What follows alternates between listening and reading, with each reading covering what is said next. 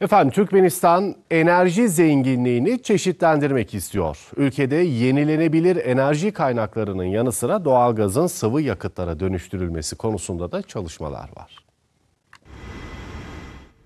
Türkmenistan dünyanın 4. büyük doğalgaz rezervine sahip. Ülkenin sahip olduğu enerji potansiyelini tanımak amacıyla Fransa'nın başkenti Paris'te geçtiğimiz günlerde Türkmen Enerji Kaynakları Yatırım Forumu düzenlendi. Forumda Türkmenistan'ın enerji kaynaklarında yatırım fırsatları ele alındı, doğalgazın işlenmesiyle yenilenebilir enerji konularında oturumlar düzenlendi.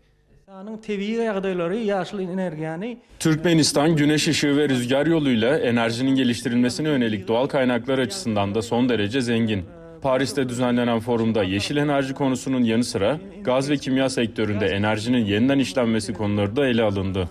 Türkmenistan, doğalgazın sıvı yakıtlara dönüştürülmesi konularında da çalışmalarını sürdürüyor.